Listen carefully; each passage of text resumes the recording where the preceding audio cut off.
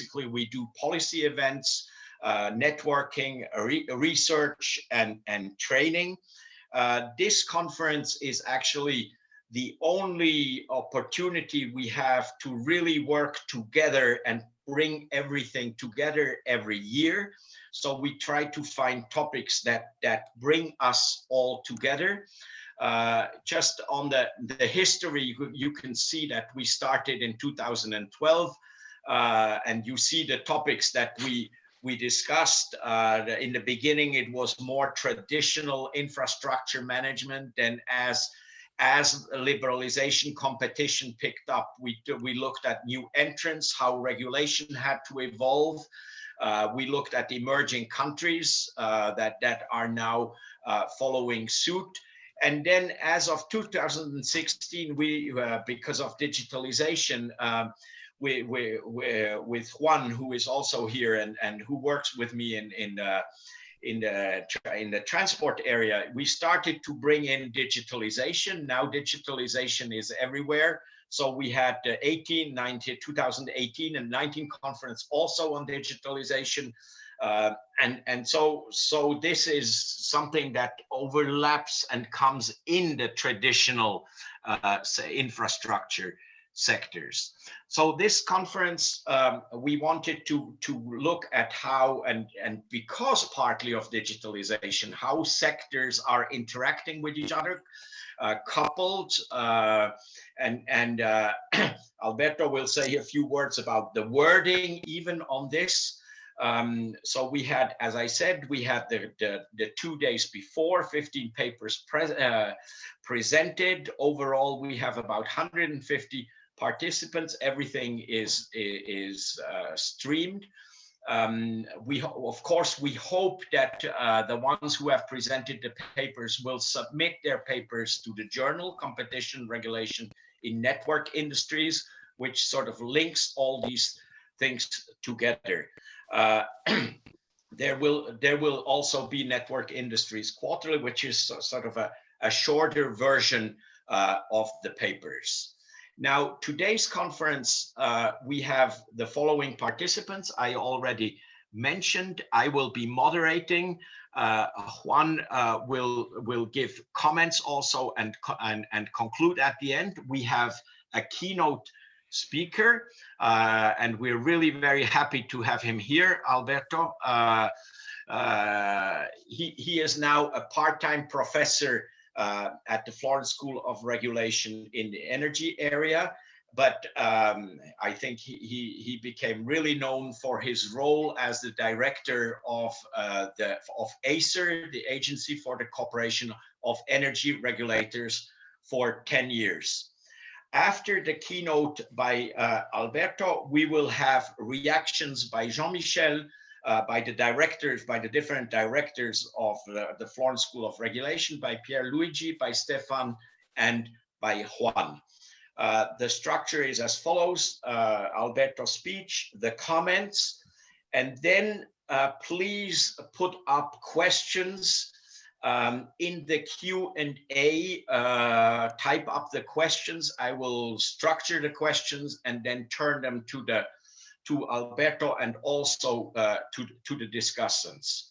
At 12:20, we will award the best paper of the conference. I will do that, and after that, Juan will announce the topic and the date of the next conference, and we should conclude at 12:30. So thank you again for attending. We look forward for a very interesting 1.5 hours. Alberto, the floor is yours. Thank you very much, Matthias. I hope that you can hear and see me.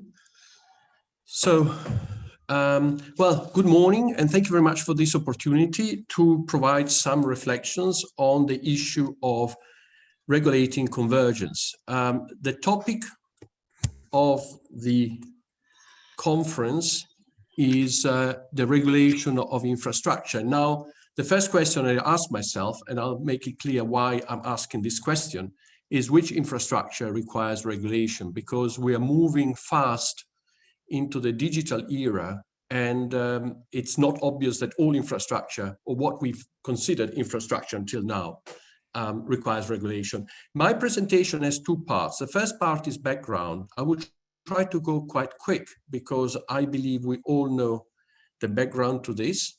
We all know, for example, that Europe has committed to become carbon neutral by 2050. We all know that energy production and use accounts for 3/4 of greenhouse gas emissions. So the energy sector is only one of the sectors of the economy. But when we are talking about decarbonizing the economy, electricity, gas production, and liquid fuel production and use account for a large part of greenhouse gas emissions. We know also that significant progress has been achieved in decarbonizing electricity production. We have not been that good with other fuels, and fossil fuels are still predominantly used for transport. So here comes the European Green Deal, trying to increase the penetration of electricity, especially using clean electricity generation facilities. We're trying to replace the traditional fuels in other sectors, especially those which are difficult to decarbonize, with renewables or decarbonized gases. And here, both hydrogen and biomethane are going to play quite an important role. And we're trying to promote energy efficiency first, and then have a circular economy. Now, this is my rudimental picture. I've seen much better pictures of how we fit all together. There may be bits and pieces still missing. And here is where I stop one moment to provide a couple of reflections on the taxonomy, because I think I've seen a lot of confusion. I mean, I've seen sector coupling, I've seen sector integration, I've heard system integrations. I think as long as we are clear what we mean, it doesn't really matter how we call them. But clearly there are some sectors in the economy where we can hope for a closer integration. And that's where I would use coupling. So I would use, for example, sector coupling to try to see to what extent the gas and electricity sectors will work more closely together in the future. I'll put here hydrogen as well. It's somewhere in between. All of this would be supported by digitalization, but then there are ways of integrating other sectors. And while listening to some of the presentations in the last 2 days, I realized that some of these sectors have been working together for a long time. I mean, electricity has been consumed in many other sectors, including transport, for a long time. We never thought about calling it integration. So if we call it integration, there must be something more. And that's exactly what, I'm sort of going to consider in much of the rest of my presentation, posing more questions than providing answer, unfortunately, as always the case. Now, the clean energy package, which was passed in the last 2 years, has already, provides a background. In 2 aspects, or at least in 2 aspects. First, by setting some targets for the penetration of renewables in heating and cooling, in transport, for example, but also try to establish an electricity market design, which is fit for the future, which is fit for a greater penetration of renewables, and promoting energy efficiency. So we're not starting from scratch. We're starting from a market design on the electricity side, which I believe is fit for the future, at least for the time being, at least for the next 10 years. On the gas side, I think the Commission is going to work in the next year or so. And what was used to be called the forthcoming gas package is now smart sector integration. We'll see exactly what it brings. So I mentioned the fact that the energy sector is an important component. And here where the energy sector integration, in my view, is the central pillar of a wider sector integration. The idea is to coordinate the planning and operation of the different energy carriers, and to see how the infrastructure and consumption sectors could also be the synergy with these 2 sectors. It's supposed to be the most efficient cost-effective pathway for decarbonization. It reduces emissions in sectors which are more difficult to decarbonize, speed up the deployment of clean energy in electricity sector, and at the end support the European Union leadership, which is an element which sometimes it is missed, but a leadership for the energy union in development of the technologies, of clean technologies. So this is just to complete the introductory part. This is just a few examples of what we may expect from this energy system integration, energy sector integration. Some of them are not new. Heat pumps have been around for a while. Electric vehicles have been around for a while. Obviously, we are expecting a greater penetration. Something is new. I mean, the role of hydrogen is clearly new. The role of hydrogen as a storage and as a medium, as a vector for renewable electricity when we cannot consume it immediately. I will skip this one, and then I pass to the second part of my presentation. So if we want to integrate sectors, systems, or couple sector systems, exploit the synergies between this, can we also talk about a smart regulatory integration? And here I start by saying that until now, the main question looking at these sectors individually has been which activities in these sectors were suitable for competition in the market, competition for the market, and which sectors, which activities needed to be regulated. And then somewhere you need some planning in order to, especially when it comes to infrastructure, in order to be able to serve the competition in the sector. Now, however, what we've discovered is that whenever possible, markets are better to integrate different activities and sectors, because price signals can more easily talk to each other, and they can more easily deliver policy objectives at least cost. I mean, we have here, I have one actual example and another one potential example. The actual example is the ETS. This is a multi-sector approach to least cost decarbonization. And the idea is by creating a market for carbon to try to equalize the marginal cost of abatement, which delivers the least cost solution to achieving the objective. Now, one wonders whether the renewable penetration target can also be achieved in a similar way. The Florence School of Regulation has been working on this. In fact, in a workshop last month, Ilaria Conti presented a proposal to try to use guarantees of origin as the common currency to try to equalize or to promote the equalization of the marginal cost of greening the vectors. So try to achieve the overall target for renewables at least cost. Now, clearly, price signals work if they are correct. If they are distorted, they don't work. Now, so if we're happy with markets, if we're happy with price signals, then we should try as much as possible to use markets and to try to use regulation only when this is really not possible. And one thing, and this has always been the case, regulation has always been a second best. I think the point now is that with technological development, digitalization, some activities which are regulated today may not need to be regulated tomorrow. And this is something that we've seen. It's not new. I mean, 30 or so years ago, we've seen the last mile in telecom. Everybody was really excited about third-party access to the last mile in telecom. No one is talking about the last mile, as far as I understand now, because there are so many ways of reaching the consumer.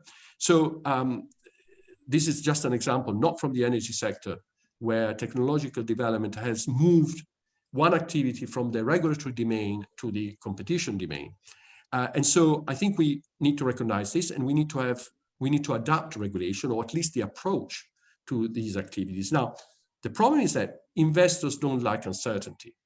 Investors like to know if when they invest in infrastructure, and most of what we're talking is infrastructure, the last mile was infrastructure, they want to have certainty or at least predictability. So the challenge here is to have something which is flexible, but if not certain, at least predictable. And then the idea is not new. I didn't invent it, but I think, you know, I would like to stress in this context the idea to having a toolkit, which includes different regulatory approaches, including, you know, the market approach, which can be used in at different stages of an activity, depending on its cost structure and market structure.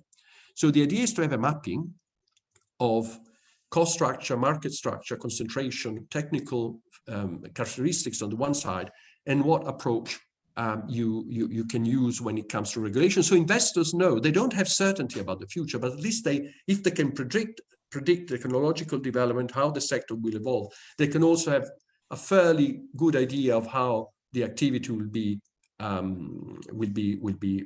regulated, and so you don't have the problem of expectations which are then missed, and then you have stranded costs, all these kind of things.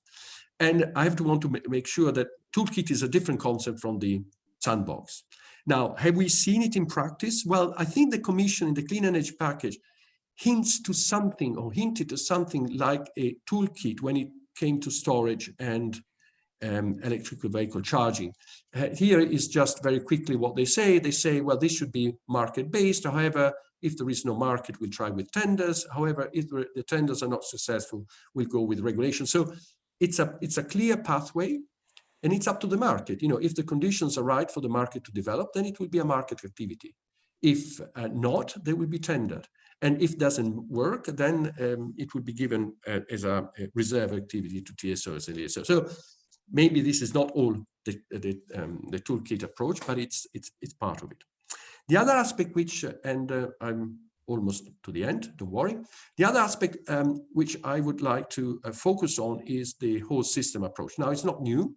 It's new in the way of it's presented now, the whole system approach, but it reminds me a lot of the problem that regulators had over the last years with regulating CapEx and OpEx differently. Typically, OpEx had incentive regulation on it. CapEx was rate of return, cost of service, whatever you want to call it. And then there were distorted incentives for companies, regulated companies, to try to use capital more, to try to find investment-based or capital-based solutions. And then regulators realized that the way of avoiding distorted incentive is to go for TOTEX, where you regulate capital expenditure and operational expenditures in the same way. And I think now we have a similar problem, because with greater integration, we have some activities performed in one part of the infrastructure sector, maybe benefiting others. And if we do not recognize these benefits, we may give the wrong incentives to the individual actors not to act in the optimal way holistically, but rather, you know, in a narrower concept. So, for example, DSO's activity. This is something that CR has highlighted in a recent paper responding to the Commission's consultation. So, DSO's activities might benefit TSO's activities. Now, if you look at the performance of DSO in isolation, they may not be rewarded for taking these activities which may be of interest to TSOs. I'm thinking about, you know, how to solve local congestion or voltage issues. And maybe there is also gas TSOs actions which might benefit TSOs or electricity TSOs by, for example, helping with storage of energy in the form of gas, etc. So I think regulators should move out of a silos approach and go towards a whole system approach. I think this is easier said than done, but I think we should look into it. And as I said, it reminds me very much of the problem we had with CapEx and OpEx. Eventually, it was quite easy to overcome. Let's see if we can find an easy solution here as well. It's pretty obvious that this should be the case within the energy sector. I wonder whether this can also be the case across different sectors. And if we go down this route, then we should look at commonalities in the approach. For example, a common approach to identify which activities should be subject to regulation, which one could be left to competition, which activity, what is the regulatory toolbox, the mapping, and maybe some parameters as well. Final point is about planning. Planning here, I think I would like to make 2 points here. The first one is that when it comes to planning, traditionally planning has been carried out by TSOs. Now, as I mentioned, now we have network-based and not network-based activities, or solutions which may compete to address system needs. And so, because TSOs will not be able to provide, in general, non-network-based activities because of unbundling, I think we need to reflect whether they are still the most neutral actors to provide planning and to provide the identification of system needs. Beyond that, it's pretty obvious that we should also try to integrate the planning of infrastructure. Price signals can help, and as I said, prices are always the best way of integrating and having one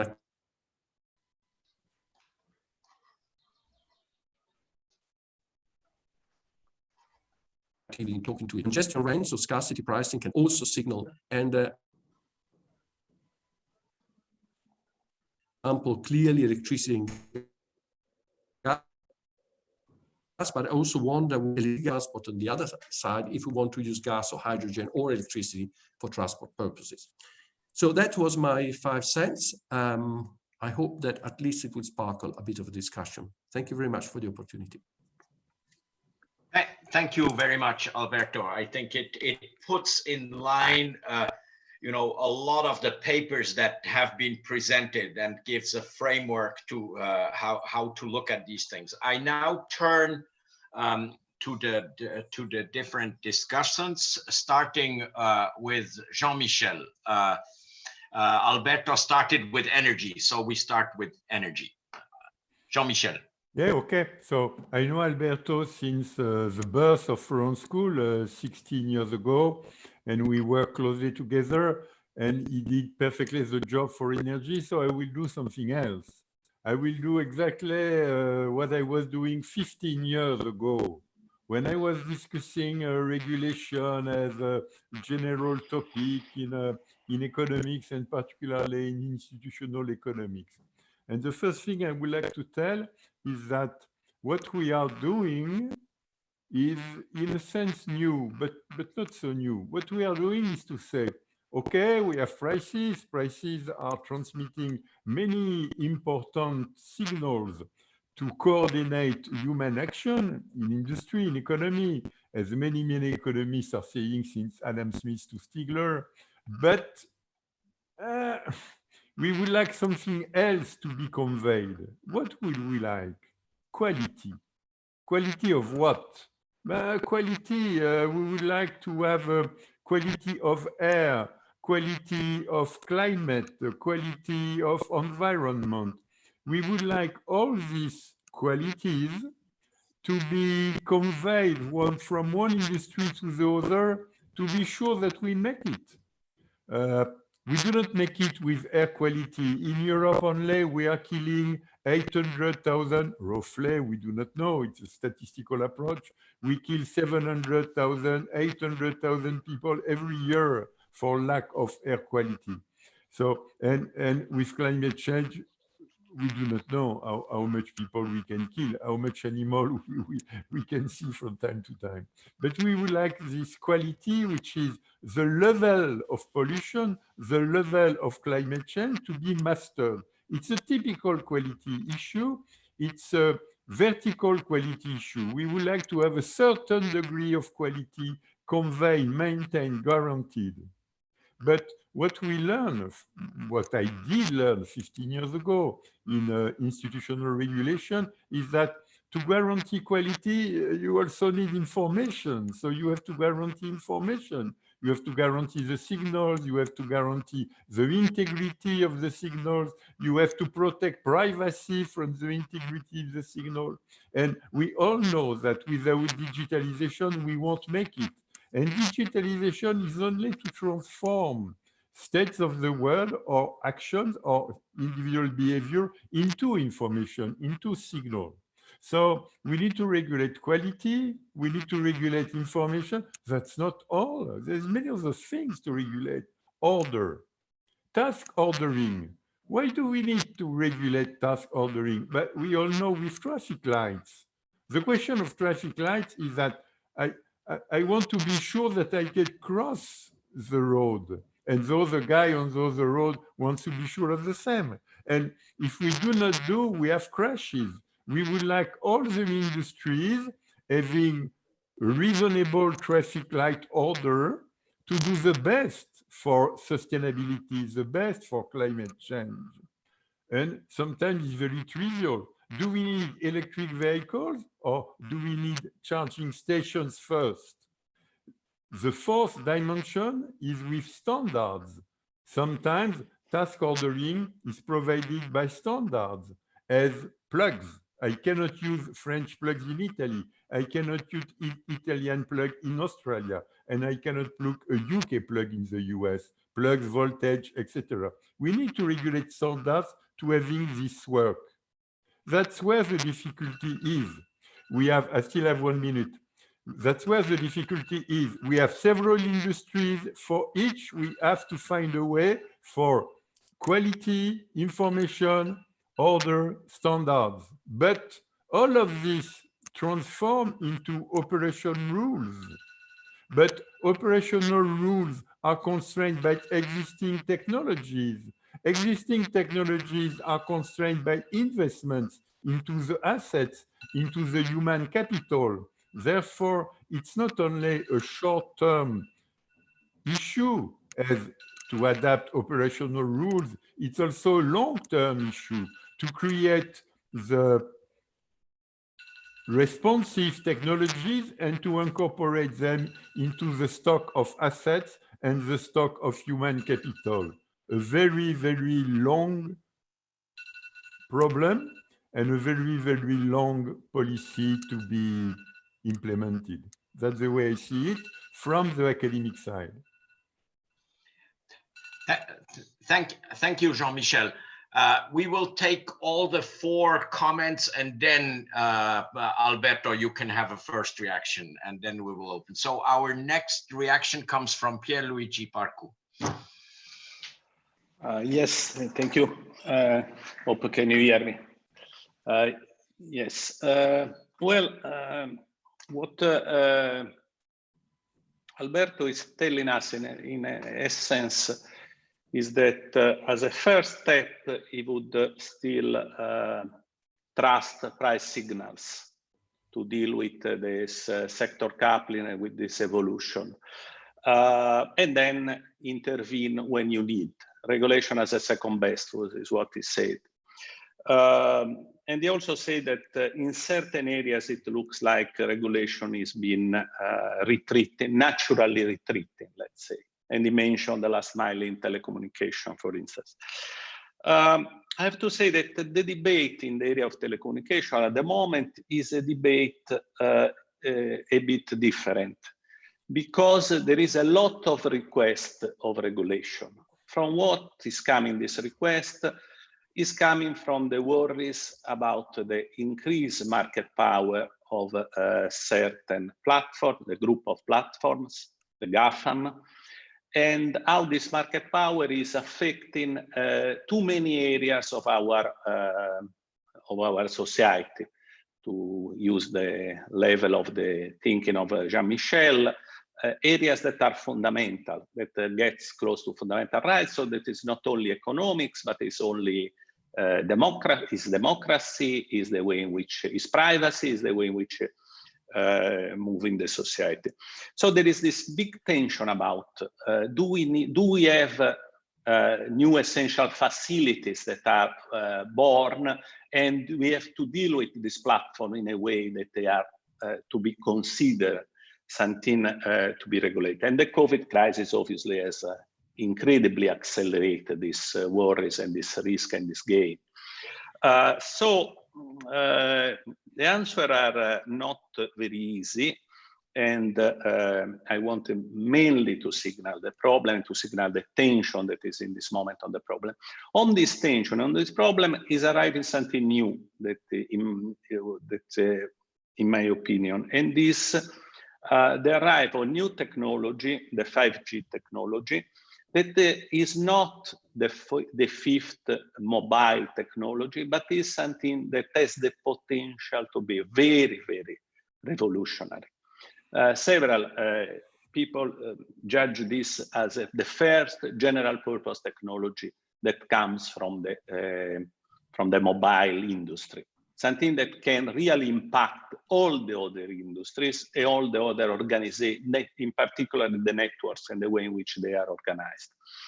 I have to say that on this, I cannot say much in a few minutes, but let me say that Europe looks behind. Looks behind because for two main reasons. One is about we look behind in innovation. If you remember when the GSM arrived, we invented it in Europe, and Europe was at the forefront of this more limited, that however mobility in communication was an important element. But now we are behind. The game is between the US and China. All this Huawei story that you know is a geopolitical story partially. However, we present a small paper in this conference showing that if you take the countries, the European countries fragmented, they are all behind in the race. If you could join them somehow, then they are in the race. So Europe as an innovator continent is comparable to Asia or the US. Europe, fragmented countries alone cannot play the game. So this is something to think about. So we have this new technology that is coming and is getting on the impact of this world of digital platform that is dominating the way in which the economy is changing. Let me come back to close to the suggestion of Alberto. Let's start from price signal. Well, platforms have created totally different price signals, and we are still groping with understanding how to deal with this. And in regulation, this will be extremely difficult because it's so easy to lose the efficiency in intervening, and that's why we are everybody is so careful so worried about intervening without really knowing what we are doing. However, there is an area in which I think is very important that I want to mention, and is the fact that the infrastructure needs to be developed also in telecommunication, also in the 5G and so on, and the relation of the financing of this infrastructure with this platform is a serious problem. It's a serious problem for many areas, infrastructure, but let me say also information, news. On many things, these things are siphoning out the resources, and it's unclear how we get out of this conundrum in the end. And to conclude, let me say that what I have seen in this COVID story is I've seen the Italian situation, a country that is very behind, very culturally late in the change. So we have a world that is changing quickly, but we don't, probably we are not ready. So I think the Florence School of Regulation can do a lot to think and try to help in suggestions. And I think a speech like the one by Alberto was very useful. Thank you. Okay, thank you, Pierluigi. You bring the platforms on top of all of that. So that will be an interesting discussion. Stefan is next. You are originally dealing with the water industry. How do you look at this?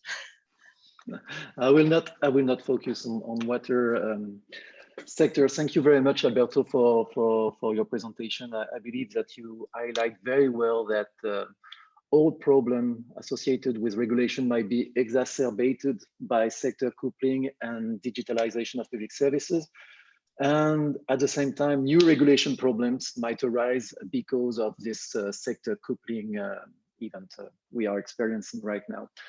First of all, as you said during your presentation, sector coupling is possible because of digitalization. And Pierluigi also insisted a lot of this digitalization, platforms, data, and so on. I believe this is one thing that is key. Digitalization permits to interoperate several sectors. Think about smart cities, you mentioned this. I mean, I believe that one key issue will be who will own the data and how do we regulate those platforms, as Pierluigi just said a few minutes ago. And I believe this is very important to mention that. Also, I would like to say that sector coupling is, from my point of view, also questioning regulation and regulatory bodies. And more precisely, sector coupling is raising the question of the scope of the regulatory bodies, their way to regulate. And as you said, you've got some externalities between sectors that go up because of sector coupling, and maybe regulators should think about how to regulate the whole system.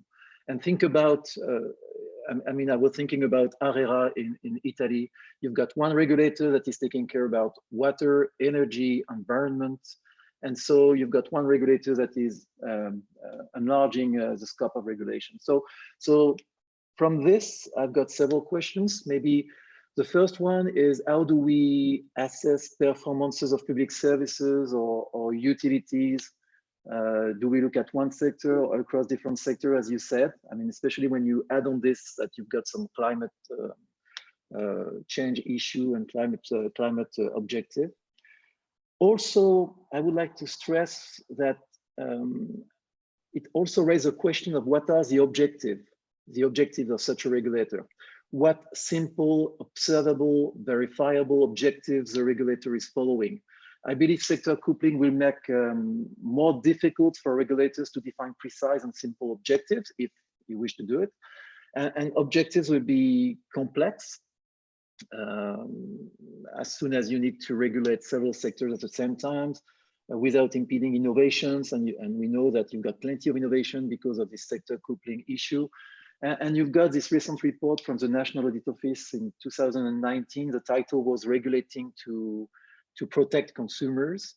And in this report, the National Audit Office pointed out that objectives followed by regulators are not clearly stated.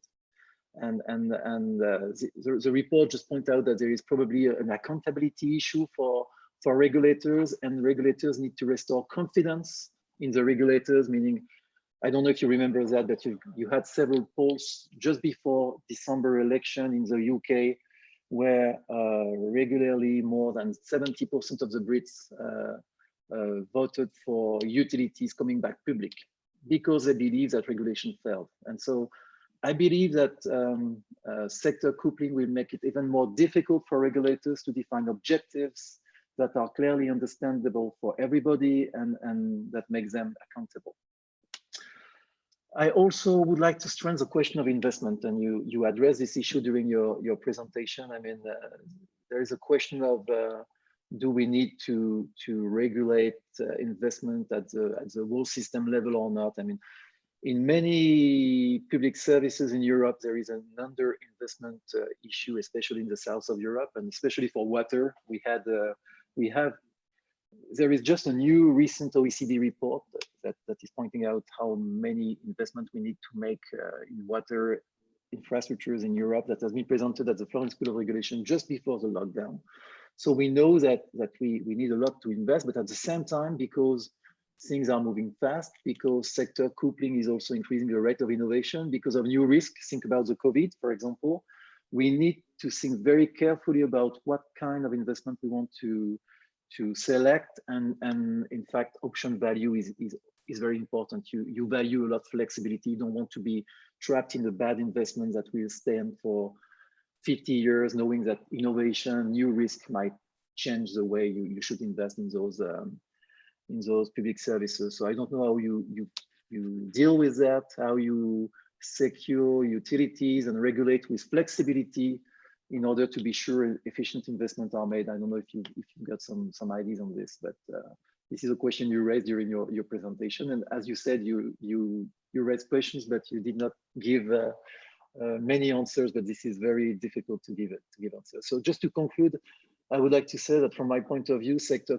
coupling will raise all those issues. Probably might increase asymmetric information between economic actors, regulators, and utilities. Might increase also non-verifiable issues, more transaction costs, more flexibility needed, more complex objectives to follow for regulators, meaning to conclude more work for the Florence School of Regulation, many years of work ahead to think about how to regulate those activities. Thanks a lot. Thank you, Stefan. Juan. Yeah, I would like to focus on 4 points. So first questions would be, which sectors are coupling? And I would like to elaborate a little bit also on the different papers that were presented in the conference. And I think we can differentiate two trends. First of all, we can see that there is coupling inside the energy sector, coupling inside the transport sector, mobility as a service, somehow coupling also inside telecoms. And I think somehow 5G also merges fixed, mobile. So we have coupling inside traditional industries, which is difficult to manage, but at the end, even from an institutional point of view, it's easier to manage as they are neighboring markets. But then we have coupling across industries, and we have seen very interesting examples. Of course, there is coupling between telecoms and all the infrastructures as the infrastructures digitalize. There is a very interesting coupling between transport and electricity and the electrification of transport. And then we have learned about very specific couplings like water and electricity. So I think these couplings across industries are even more challenges than coupling inside each big sector, big industry. Then we have a question about what are the drivers of this coupling? I think we have a very traditional reason for coupling. All the industries or the players are looking for efficiency. We know that economies of scope are very relevant in network industries. So you always want to move across a little bit, expand to have these economies of scope. But then we have really something new going on. It's not just having economies of scope or more efficiency. We have on the one hand, new kind of sector-specific technologies. So we'll have new opportunities for coupling, and we have learned a lot of examples in this conference about new technologies, innovation, new ways to coordinate different network industries. Then we have one very important driver, and Alberto has explained it very well, which is decarbonization. It's a big driver. It's putting together, or at least you have to compare different industries, you have to choose, and definitely decarbonization is a driver. And then everyone has underlined it, digitalization seems to be the big driver. I would like to put it under a little bit different perspective. I would say that coupling is possible now because we have the technology to manage more complex systems.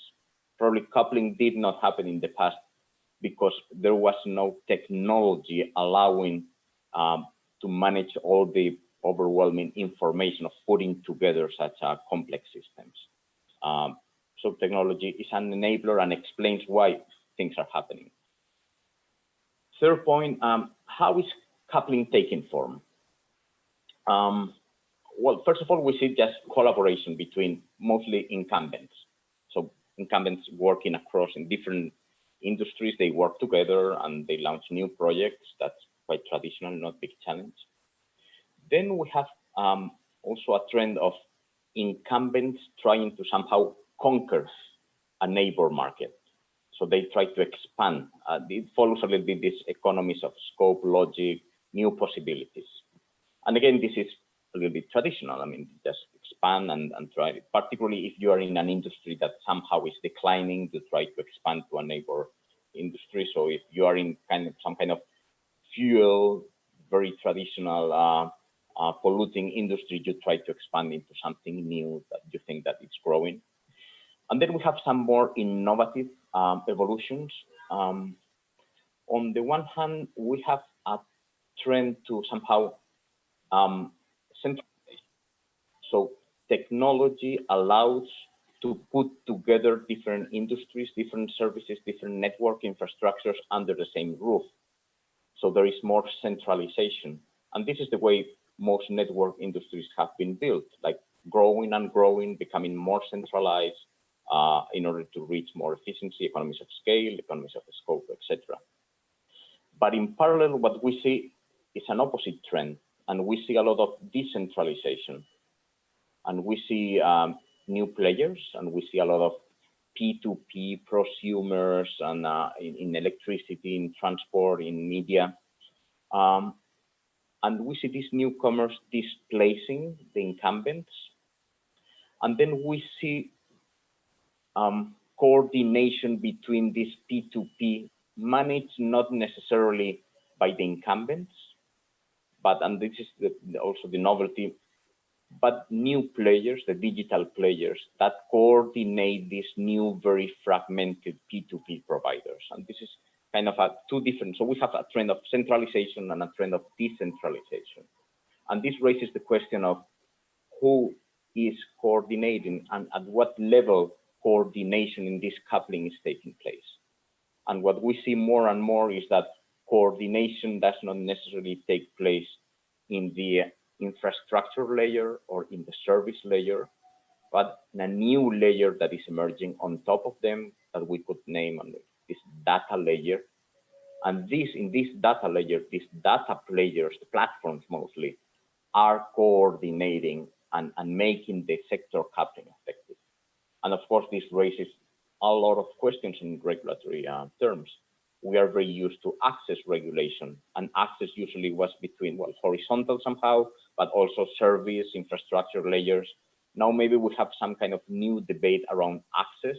We have a new vertical relationship between the infrastructure managers, the service providers, and these data, these players in the data layer.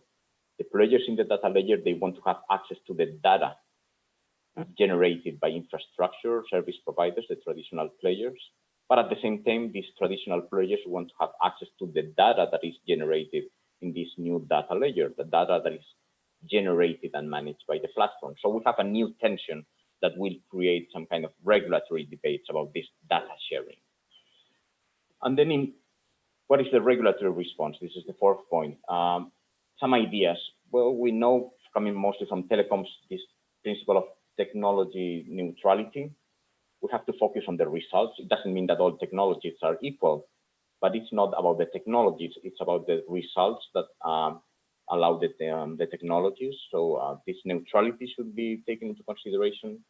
Somehow of, I don't know, sector neutrality or industry neutrality. We have seen in the presentation some attempts by one industry players, but also regulators trying to control the coupling with another industry, and some kind of neutrality of who is the leader of the coupling, particularly when it takes place across industry. Some kind of neutrality should also be introduced. A third neutrality, incumbents, newcomers. I think we should not overprotect incumbents in this coupling, but we should not incentivize free riding by newcomers, which is something is happening. Final thing, I think it's very clear that we have to harmonize some overarching rules as coupling takes place. We heard about taxes, for instance. We heard also along these couple of days about cybersecurity. Carbon footprint decarbonization is also an overarching scheme that allows to better harmonize the regulation. So harmonized tax, security, carbon, probably there would be other issues to be harmonized as sectors converge. And then last thing, the institutional challenge. I think we have a very strong institutional challenge. And I would like to share just some maybe small experience. As you know, in Spain, we have a single regulator for transport, energy, and telecoms, even for antitrust. But I would like to share the experience. The fact that they are all under one roof doesn't mean that the silos approach, they are divided in different directorates.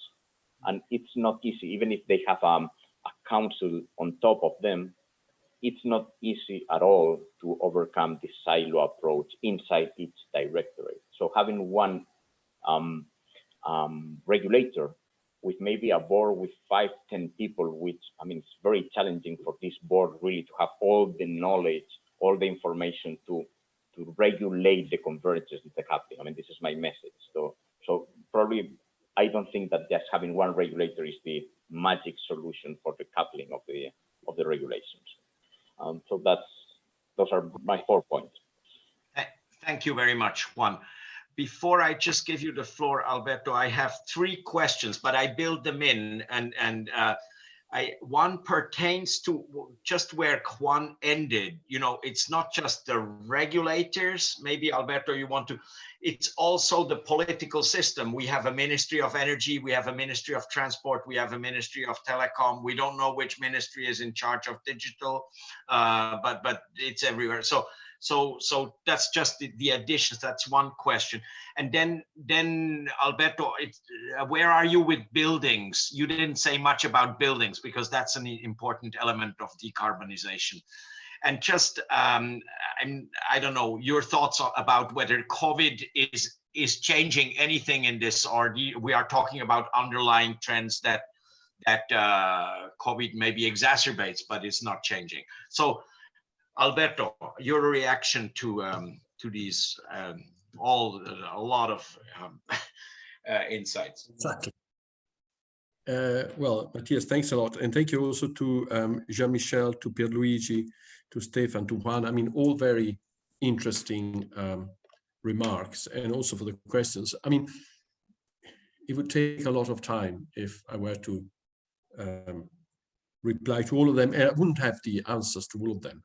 I think I would sort of provide maybe 2 or 3 general remarks. First of all, I think we are facing a multidimensional problem, not just multidimensional because we're looking at different sectors, but also different features of these sectors. Jean-Michel said it's not a matter of only price, it's also a matter of quality, standards, etc. I think, again, we have to think, which aspects requires connection between the different sectors. I mean, if we look, I mean, I have two examples here. One, for a long time, we've been using gas to produce electricity. We've been using electricity to power trains, and we use train to deliver mail.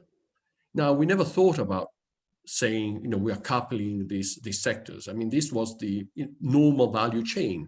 Now, I think once, started to go into this, why are we talking about coupling? I don't think, obviously it's something new, maybe digitalization, maybe it's the realization that things, technological changes making now the integration of this sector closer. What I'm saying, we should not, however, try to have everything under, the title of coupling or integration. I think otherwise, I mean, the problem become unmanageable. So quality, I mean, if we look at the energy sector, let's say what you want to call it, price regulation started in mid-80s, late 80s, early 90s. Quality regulation only started in the year 2000, roughly speaking. So I think maybe we should take one step at a time, try to focus on what is essential, not forgetting or not neglecting there are other aspects, and then have a test.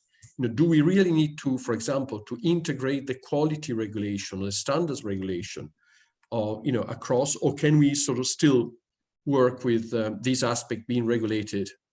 And also, Pierluigi was referring to other call for regulation now in the communication media sector. I mean, is this something where we need to think in terms of sector coupling, or is it a concern that can be addressed satisfactorily for the time being in that sector, and that would also take care of the impact on other sectors? So that would be, my friend, is a multidimensional. If it becomes too complicated, I think we will not be able to deal with it. Now, the same to do with competition, market power, horizontal entry into the market, vertical foreclosure, etc. Again, I think, yes, indeed, is this an issue that we need to address in a new way, under a new paradigm, or can we still, for the time being, rely on the old rules?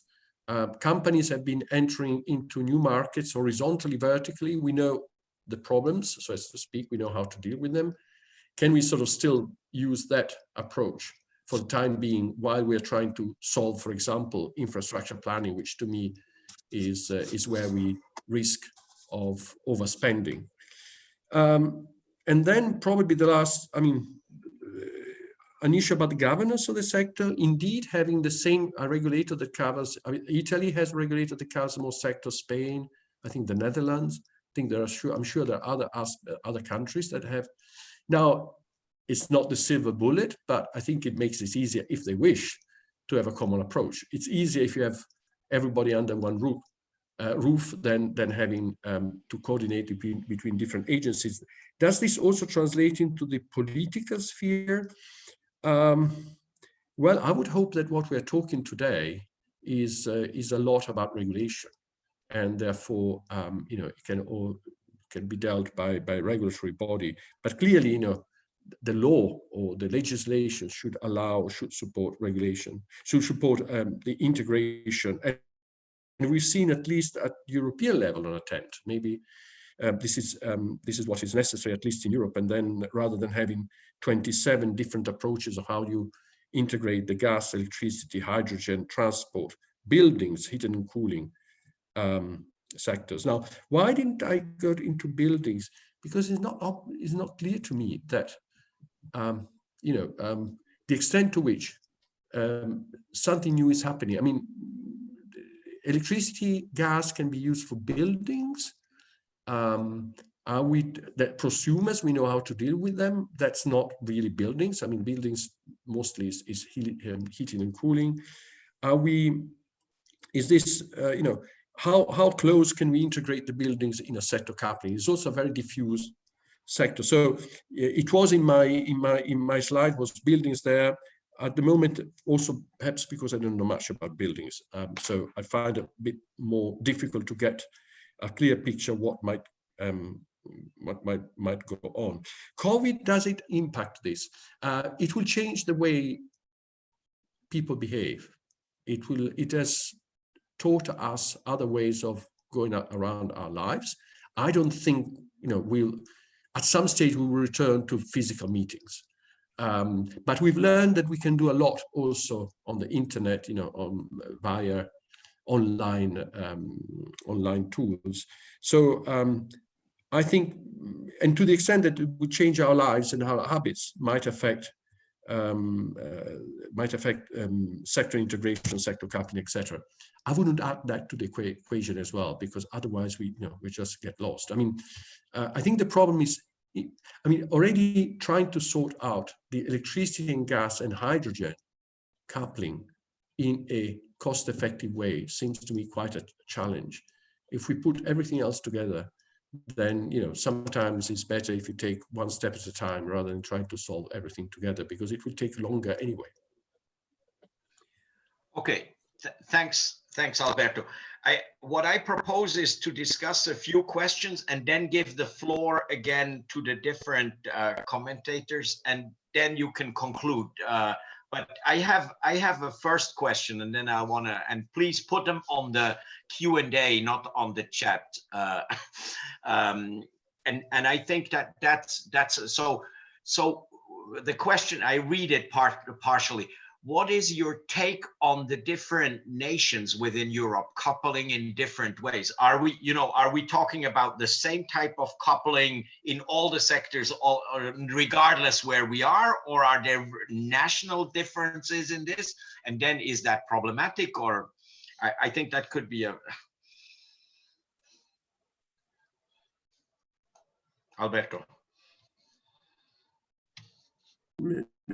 I hope we've gone beyond the national dimension in Europe. I hope.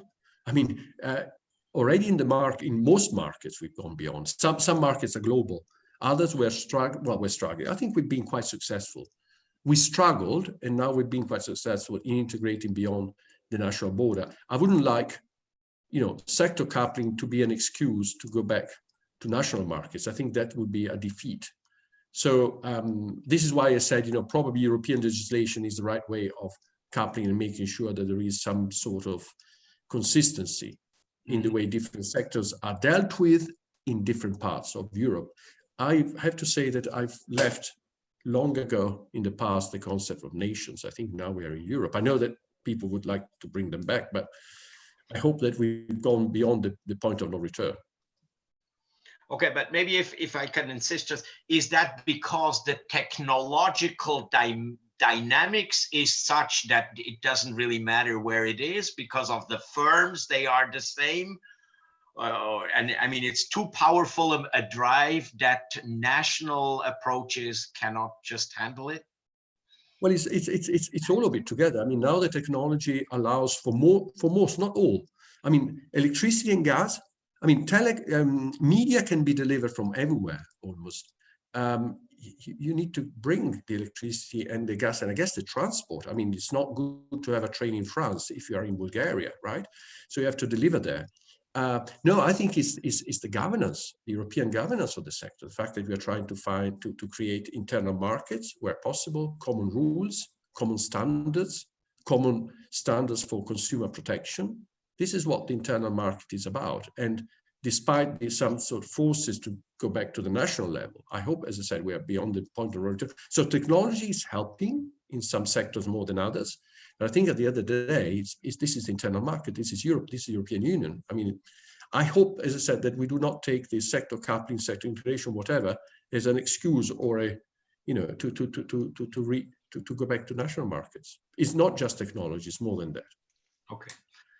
And maybe if I may, I don't have any other questions now, but let me rephrase something and ask you about this. So there is, you know, there is a technological dynamics, and Juan has highlighted a little bit this, the digitalization creates this, and then that raises the question of how the coupling is coordinated, you know, and all these things are, so it's a coordination challenge ultimately. And then digitalization comes in again as a means to coordinate.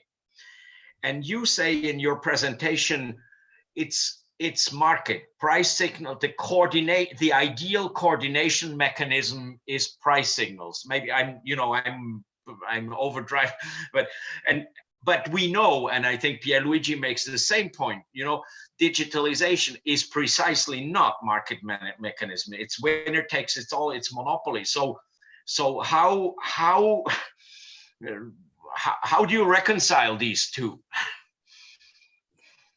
Well, exactly. That's why I was saying, you know, prices work as long as they're not distorted. Clearly, if you have concentration or monopolies, you're not sure about what the prices are about.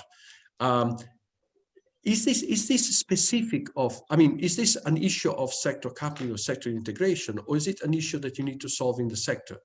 Mm-hmm. Because again, I mean, I wouldn't like sector integration, sector coupling, whatever you want to call it, now to be a book that has all the chapters. I think it will have to have the necessary chapters, how we have the different, and when I was referring back to, you know, also to Jean-Michel comment, you know, quality. I mean, there are some standards that don't need to be coordinated across sectors.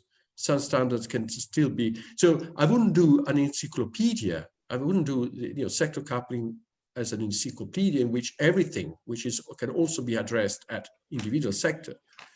So it's a bit like, you know, the subsidiarity principle in Europe. You address at European level only things that you cannot satisfactorily address at national level where you need a dimension. So, because if we bring everything up to the sector coupling, which is difficult in itself, I think we get lost.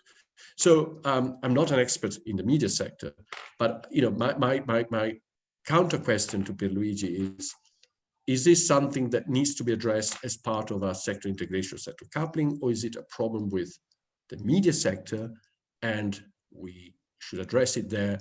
And well, I guess we know maybe it's easy, maybe it's not easy how to address issues, you know, of monopoly, of dominant position, etc. So again, at the moment, I think we'll try to structure the issues rather than at least to do that, you know, to compile the table of content of this book. Okay, maybe just before I turn to the different, I think that's the good question that goes back to the different directors of the different areas. You know, what is the coupling inside the area and what goes beyond? I think we can make a round. I just have one question here. You know, about artificial intelligence and big data. You know, maybe could they sort out this complexity and make it manageable, or are we just dreaming about the new techno fix? Look, I'm pre-digital native. You know, this is my phone, so you see, it's not very smart. So don't ask me about artificial intelligence. I don't think this, honestly, but I don't think this is a technological problem. The technology digitalization provides the capability. I think at the moment we are talking about regulation, we are talking about how we make sure that these things happen properly, that we can still have a decent level of efficiency, effective way of decarbonizing this. So technology is always ahead of regulation. And in fact, you know, what I was trying to, I'm not looking for technological solutions. The engineers are always ahead of us, miles ahead of us. And this is exactly the challenge. I mean, I just gave an example, you know, regulation, and I can't remember, somebody said, you know, this has to be technologically neutral. Indeed, it has to be technologically neutral. I think we should have something which is technologically robust. And my idea, which is not mine, but the idea which I highlighted, the idea of a toolkit, exactly because we shouldn't chase technological development. We should have something which can be around for 10 years. And if you think where we were 10 years ago on any aspect of technology, you know, we were, you know, you wouldn't recognize today. And it takes 10 years to do a package in most sectors. So I think we need, I don't think is that, first, I'm not competent. Secondly, I don't think the main problem is a technological problem. The main problem is a governance, regulation, if you want politics, policy, and try to, you know, it's not technology. Okay, so maybe let's go around the other way, starting with Juan, you know, sort of what is sectoral and what is cutting across? And I have a question, but I put it to you, Juan, because do price, if you talk about platforms as they are, do price signals apply even to the platforms or not? So maybe we can go around in the reverse order, Juan. Some ideas. I think, well, first of all, when last year we decided on the title of the conference and sector coupling, we were, I mean, very clear. We had this idea that it had different meanings, and that was part of the game of the conference. We had to attract people from different backgrounds, different industries. So coupling has different meanings, and we are perfectly okay with it. Alberto, I agree with you. It doesn't mean that we have to put everything together. It's just that the title of the conference refers to different evolutions that are taking place.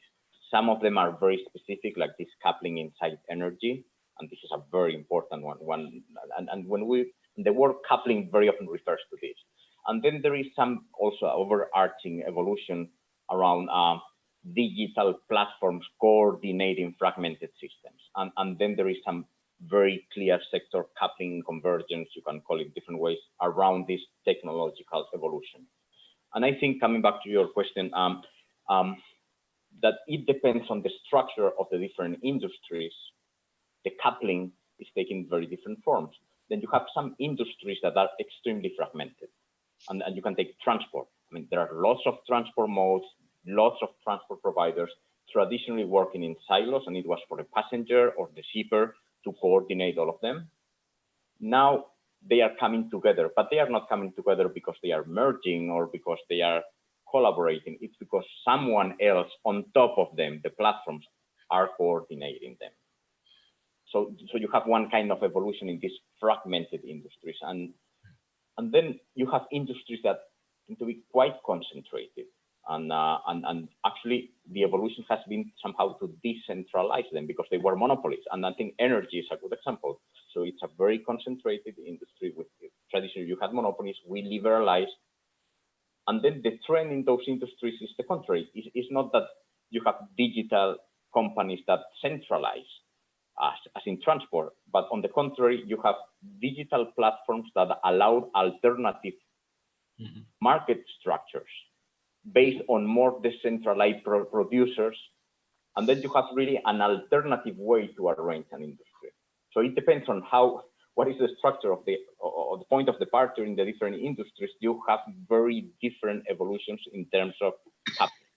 And I think this is something that we have to understand in order to avoid this, as Alberto, you were raising this encyclopedia approach to one framework for everything. Systems approach.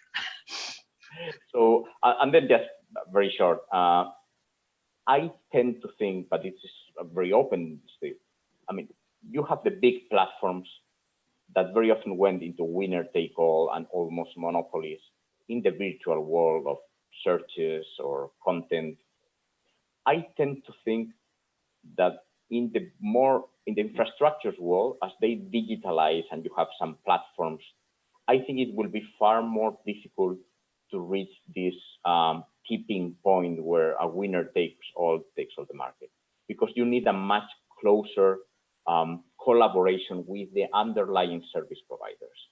I mean, you will always need airports, you will always need electricity production plants. It's not about substituting all these very often. It's just playing. You might have new players. I mean, producers could be different, but the platforms are not going to produce the electricity or make the trips, and then this kind of collaboration will always require a very close connection between these players. And I think it makes it more difficult to reach. So I think that, yeah, I tend to think that prices will be good for platforms.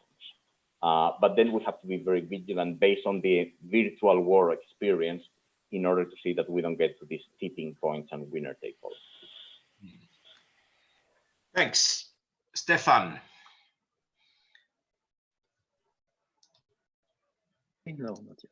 Okay. Well, when we are talking about sector coupling, I'm not sure we are thinking about water first, right? maybe energy, or maybe transport. I thought also, but energy first, but not water. That's true that it depends on how you define sector coupling. From my point of view, sector coupling is coming from two things: externalization, not externalization. Sorry, I'm tired already. Externalities, right? Between activities. So if you've got big externalities at some point, I mean, activities might group together, and you might have some new way of producing things. And also, it comes from digitalization. So concerning externalities, you had some sector coupling, let's say, between water distribution and water sewage. Obviously, I'm not sure this is exactly what we could say sector coupling. We also have some public-private partnerships for desalination of water, where you've got some energy part within the contract and water activities within the same contract. So we had a paper presented yesterday with a Singapore case like this. I'm not sure this is exactly what I would call sector coupling from my point of view. What I would call sector coupling in the water area, at least, would be mainly smart cities. So you've got some smart cities that are organized through one contract with one company, one consortium, with one leading company that is taking care of several services at the same time: water, transport, energy, and that is collecting the data. And there is a digital platform. This is where you could see some kind of sector coupling, let's say, involving water activities from my point of view. That's it. Mm-hmm. Mm-hmm. Pierluigi. Well, let me come back. I agree with something that Alberto said, the last intervention, saying that if we get the problem as this problem is multidimensional, if we get it all together, it becomes unmanageable. And that's at least for us for the moment. And I fully agree on this. I'm not so optimistic as, I don't know if it's optimism or not, as one was just concluding about the fact that we are not going to see easily monopolization or winners take all, you know, in the other sector, as we saw in media or in telecommunications, in search, in this kind of new things, because there is more need to relation with the underlying infrastructure. I think platforms are great in commoditizing. I know that both Matthias and Juan are working on this, on commoditizing underlying infrastructure. So I'm afraid that in the end, it's just a question of timing. In the telecommunication world, has already happened. In the media world, has already happened. We have seen in this crisis the boom of Netflix impacting television and other things. I think it's only a question of timing, and maybe there will be areas in which will be late. It will be more difficult. But in the end, I think the data, artificial intelligence, the technology, and the platform that have the technology, that are at the top of the technology, will lead the game in most of the sectors. The only thing that is convinced me that this is not totally unavoidable is the resistance of governments, the resistance of politics, because all this monopolization is creating a sort of war, of a general worry, of a reaction. And so I think I see a tension in this. So let me conclude saying that we will see. I hope that we don't concentrate on a sector coupling below the dominance of platforms over the top, because clearly there will be also a sector coupling below this. But it's a different story. It's a minor story respect to the deciding how our society goes in many directions. But anyway, let me say that maybe what we could do for the future, let me just mention, is that really I've tried to stay a bit far from it, even if I'm working somehow on these things, on big data, on these issues. But I think that that could be probably the angle in which, as a Florence School of Regulation, we could try to think together to what is going on. To the angle of use of the big data by artificial intelligence, and what is strengthening this power of the platforms respect to all the sectors. This could be a common ground to think. So I don't want to put everything together, and I agree with Alberto. If not, the problem is unmanageable, but maybe we could take the angle of big data and try to think together about if this is an angle on which, as you know, there are discussions about a regulator, of a data regulator, a digital regulator, these kind of things. Maybe it could be a way to begin to think a bit out of the box, and not to stay too much in the old regulation, and begin to look at really what is happening. And Pierluigi, I'm just having a question about 5G again. You know, so I mean, you put it in the same context of data generation, IoT, right? Yes, I think that the 5G is an incredible enabler of is a new revolution on data and on information, because what was done by digitalization of fixed network will be done by 5G in mobility. We will have traffic lights, we will have antennas of any kind talking to each other, machine to machine, is something that will really will be a new speed of what we have seen in the recent past. That's why I think that this data angle and the ability to deal with this data, the complexity of this data very quickly, will be really a game changer. Jean-Michel. Microphone.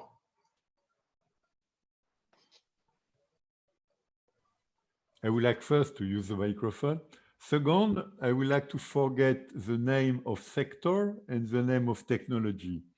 It is too circular. Sectors are defined by the technologies they use, and they use it because it is linked to their business model, because it is what they expect from their consumers, blah, blah, blah, blah. We are not going anywhere by using the word sector. The same with technology. Because technology is only telling what is doable, what is not doable. It doesn't tell what you do. It tells what is doable, not doable. What you do is only what you do. So let's take it differently, and Juan is helping me to rethink it differently. First, the framing of information. Information is framed in a brand new way. The way it is harvested, the way it is coded, the way it is transmitted, the way it is combinable, and the way it can be injected into decision making. It's a new humanity. It's the same like with a printed Bible, you get the Protestants and not the Catholic Church. With digitalization of information, we get something new, we get a new world. But it's not all. If it was only this, it will be a revolution, but only one. We have a second revolution, what Juan called platform. What is a platform? Framing of interaction. You, me, other people. We are combined in a way which was not existing for millennium, centuries. If you know Douglas North was saying, anonymous trade, anonymous trade will change the face of the world, blah, blah, blah, blah. Okay, but anonymous trade is changed by platform. It is still anonymous, but not entirely anonymous. And the way we interact is changed. And even Jean Tirole is saying in his book on common goods that the former asymmetry of information is totally transformed by digitalization. It still exists, but in so new forms that we can take at a taxi people we have never met and we do not know. But it's not all. These are two revolutions, but there is a third one, which is the framing of decision making. Why? Very easy. If we can frame information, which is harvested, transmitted, coded, blah, blah, blah, blah. If we can frame interaction, we can predict what will come, what we call artificial intelligence. As soon as we can predict and we have good tools, self-correcting errors, we predict better and we predict better. So decision makers are going to influence interactions because he will privately predict something about interactions. This addition of framing of information, framing of interaction, framing of decision making is going to totally transform everything, not only the economy, it is obvious, the society. And I will take an anecdote and I will stop with this anecdote. I have several brothers, I have 4. One of them is 65 years old. He got his former partner via platforms, but the former partner also via platform. We did meet last week or the weekend, and I did discuss with him. He cannot see any other way of meeting a woman because it's so pleasant. It conveys so much what you are looking for. But for him, it's made all his life, and he's already 65. All his life, he will meet women via platform, and he thinks it is honest, it is serious, it is efficient, it is a better society than before. I stop there. Thank you, Jean-Michel. On that note, Alberto, you have to. You have the last word. Well, I will not comment on what we have been quite broad, but what do you take from all this? No, I won't comment on what Jean-Michel. I mean, this is beyond my cup of tea. No, I would take that it's tough, but I would like to go back to one point that I think we've all recognized one way or another. We are facing. Now we're facing two challenges. First is that each individual sector activity, I know that Jean-Michel doesn't like it, they are moving ahead with technologies faster and faster.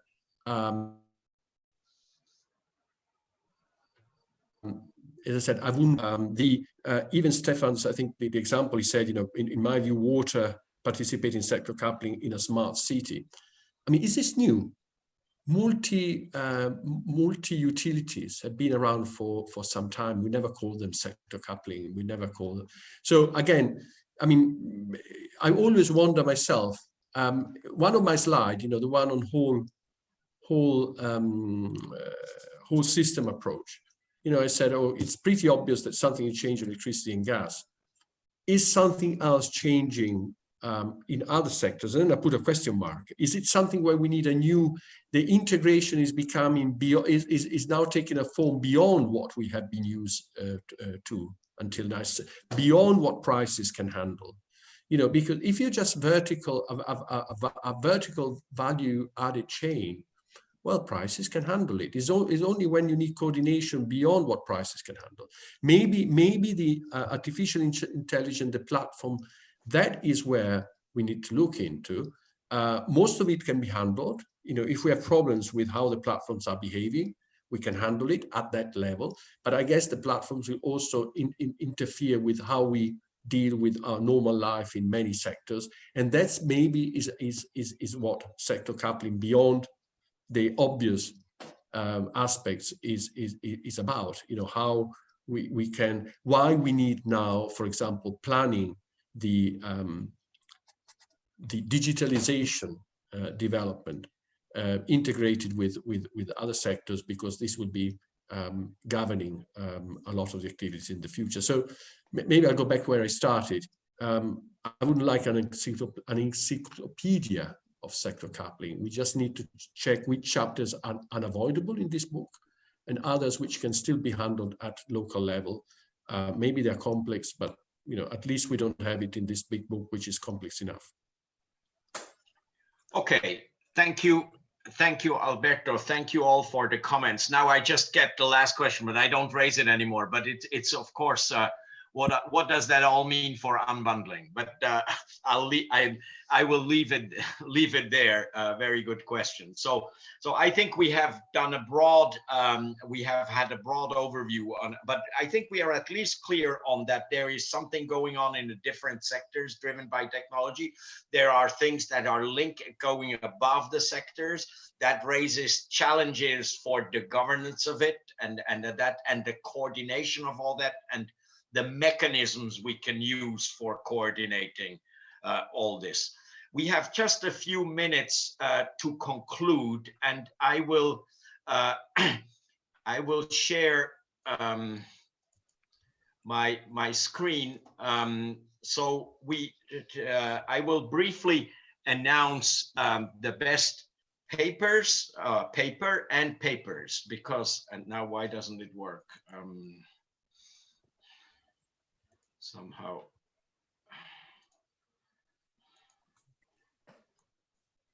Maybe I try this. Okay, so usually we have the paper receivers, you know, say a few words, but this will be too difficult today. So it is my pleasure to announce that the best paper is going to Miss Sok-Young Fang, with her paper on the convergence of water, electricity, and gas industries, implications for PPP design and regulation. We found that this is a paper that is right on the topic of the conference. It's a good case. Singapore, it's highly relevant. And it also shows that the non-sectoral regulations of converging sectors actually leads to big problems, in this case, bankruptcy. So I think it's a very good case study, and we have chosen this paper because it illustrates and it touches the various aspects that sector convergence raises. But we, you know, Ms. Fan is already a professor in Singapore, so we want also to encourage a runner-up paper, junior PhD student, with the paper 3 Entitlement Problems in the Digital Economy and How Antitrust Allocates Property Rights. It's a novel topic. The paper is very forward-looking. It also brings new approaches to thinking about digitalization. It's of course, the paper is less mature yet, but by awarding this second best paper award, we want to encourage this junior research, Linus Hoffmann, to pursue his activities and continue to think innovatively about regulating this digital world. So thank you very much, and thank you also for the other good papers. Not everybody can receive the best or the second best paper award. I now turn the floor to Juan, who will briefly announce the next conference. Juan?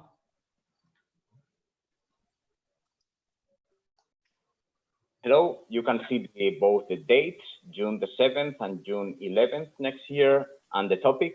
The topic is investment challenges, how to reconcile competition, digitalization, and decarbonization. Investment is always a challenge in network industries. These next months, years, due to COVID, it will be a particularly relevant challenge. But over more like this, more traditional or more specific challenges, we have two main challenges: decarbonization, digitalization, that require a very heavy investment in infrastructure.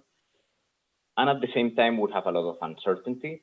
And we have learned about this uncertainty in this conference. We have new players, we have sector coupling, whatever it is, in different forms. We have new market structures.